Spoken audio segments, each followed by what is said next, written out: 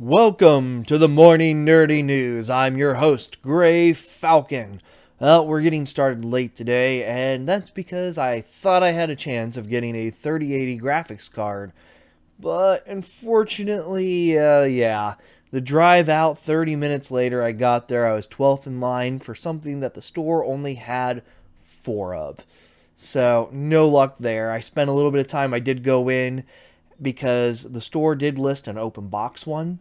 So I went ahead, asked a representative because everyone else had left except for the 4 people that got theirs to see if they could check and see if they did have the open box one because I was willing to pick that up if it was in good condition. And unfortunately, that one was not actually there. So their website was listing something that they didn't actually have. It's a bummer, but I'll get one here eventually. We'll see what happens. Maybe I'll end up going to AMD if the announcement on the 28th actually says that they're going to support office work for CAD design, video editing, things like that. So we'll find out. But right now, I'm still working on trying to get myself that 3080. We'll go ahead and move on over to the news part now. The PS4 system software update 8.0 that launched yesterday now has an additional update on the website. And this update goes into information saying that the little pop-up that is coming up when you go into group chat that people are just clicking through actually has an important meaning. So what's going on here is you get a little pop-up and it's basically asking you to opt in to allow yourself to be recorded. And this is being done because on the PlayStation 5, it's going to allow you to record chat that's happening in game. So you're playing Call of Duty or Destiny 2 or any other multiplayer game where you're playing online, and all of a sudden you get someone in there that's throwing out racial slurs or doing other inappropriate things, giving harassment. You'll now have the ability to go in, record that audio. So you go and you click that because it's always recording, and you should be able to cut out that segment and then report the player for doing that for this inappropriate behavior in game. So this is a great addition to trying to make gaming a more inclusive and safe environment for everyone to go into. So if you've ever been someone who's been sexually harassed in a video game or simply had to deal with racial issues or any other type of problem while playing, you'll now be able to report them and have Sony directly block their account from online gaming or give warnings or whatever they're going to do that falls within their harassment policy for people using their services. So good on PlayStation for going out and taking these types of measures and trying to make everything better for everyone.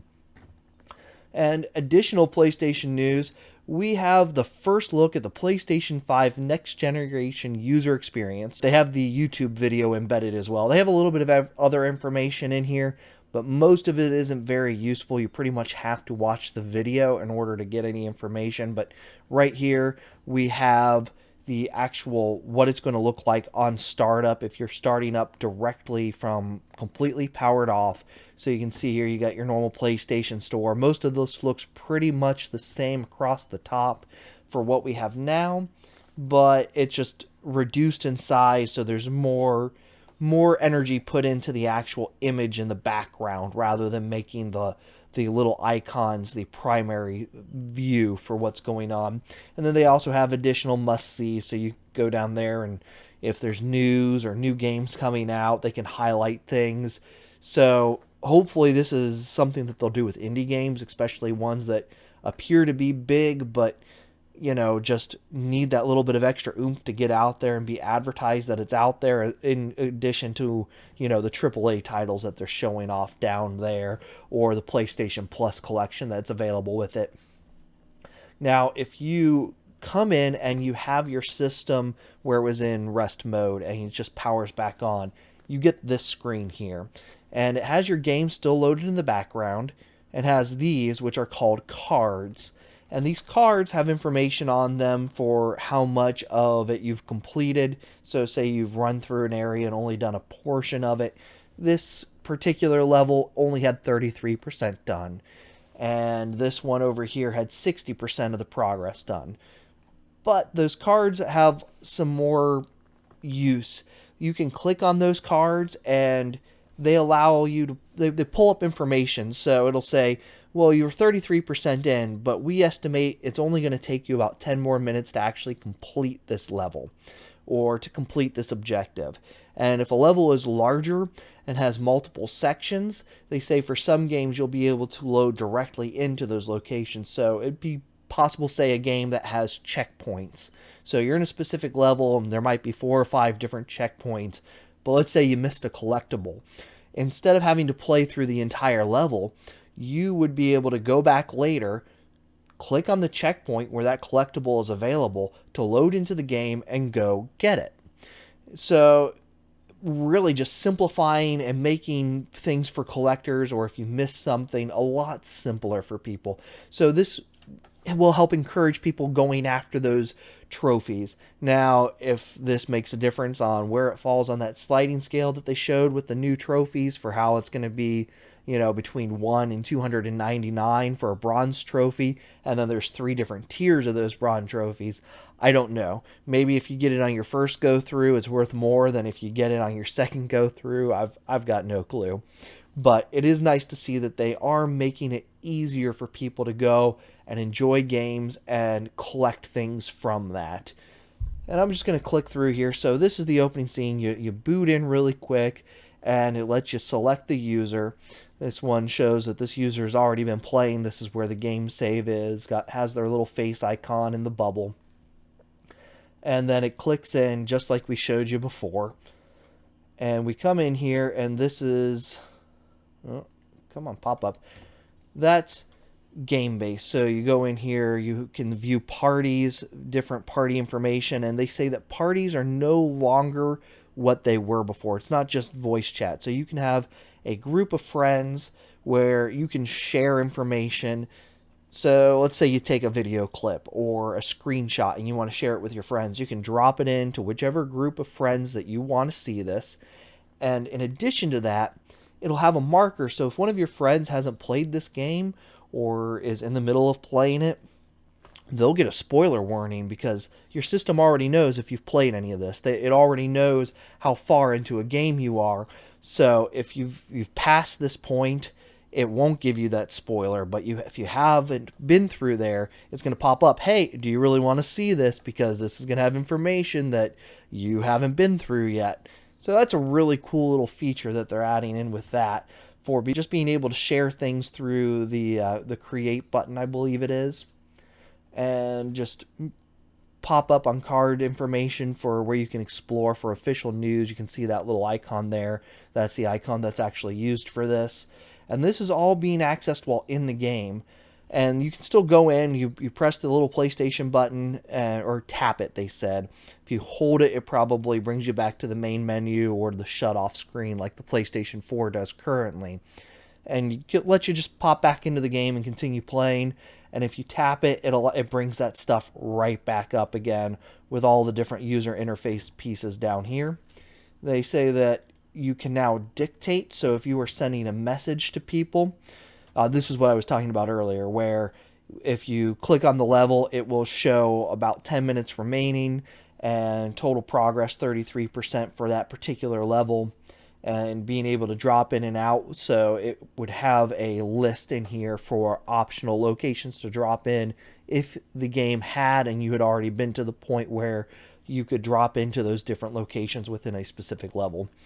But they were talking about, getting back to it, they talked about the being able to talk to your system now in order to communicate chat messages rather than having to go in and type it out with a keyboard or using the thumbsticks to try and navigate. That makes it much simpler. So if you like to dictate to your phone or other devices, this is just another way to make it a lot easier to actually get in here and go through things.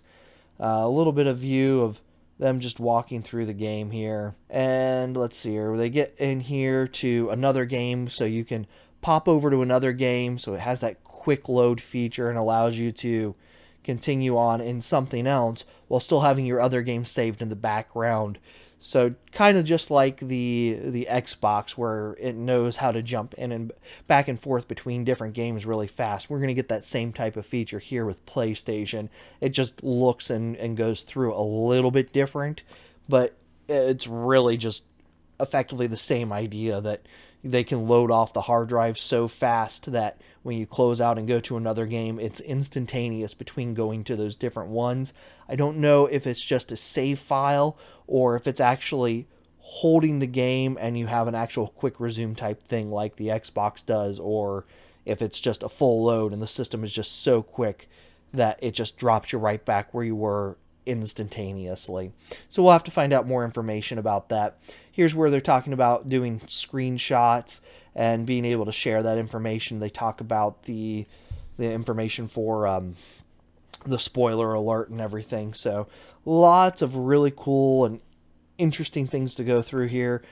So go ahead, come in, take a look at this video. I'm going to stop clicking through here because we're getting close to the end, but really that's most of the important information that was available there. And then continuing on with other gaming news, Cyberpunk Night City Wire live stream episode 4 will be happening here in just about an hour. So we're going to watch that live and do a live reaction to that. So after I'm off of here, I'll be getting ready for that. So this video will probably be a little delayed getting up on YouTube. If you're watching over there, this is why, because we're going to have this live reaction, and I probably have some things I need to get done between now and then.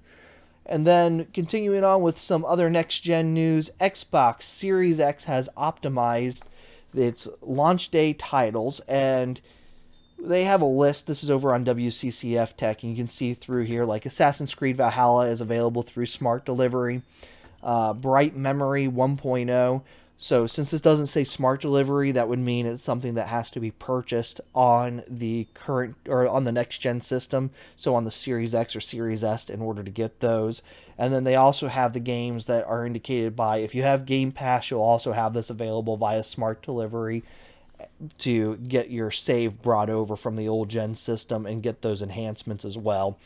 It's not a very long list at the moment, but I'm sure this is going to continue to expand as time goes by. So head over here, take a look, see if any games that you are planning on playing are on here, and just get ready for those save transfers. As we talked about the other day, if you have an Xbox 360 and you're coming over to the next gen system for the Series X or Series S and you don't have Xbox Live, they are transferring those saves up and over as well for free without Xbox Live Gold.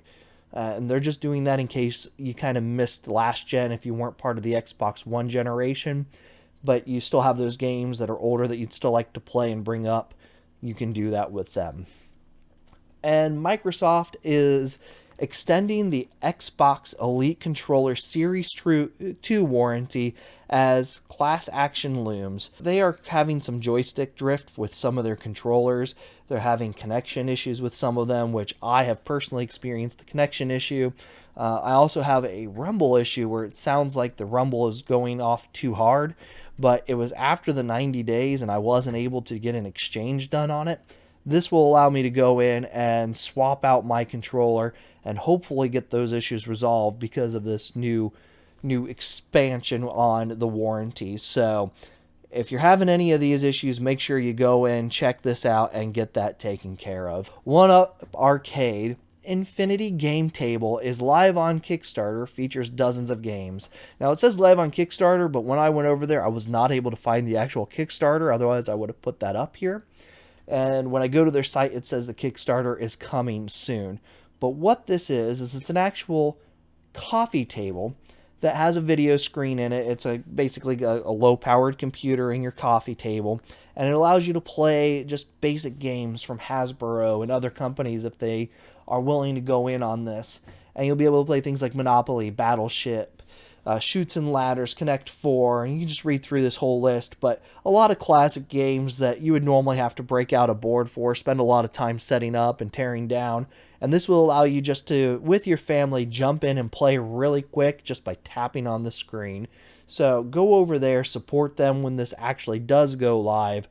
We have a 1UP Arcade for Pac-Man down in our basement, and that one is a ton of fun to play. It came with 4 or 5 games, so not a whole lot on it, but it does give that classic arcade experience. So hopefully we'll get that tabletop experience with this without all the setup and cleanup. Thanks for hanging out. Remember, if you're watching this on Twitch, to click the follow button. If you're over on YouTube, make sure you click the subscribe button and follow me on Twitter as The Gray Falcon. Until next time, have a good one.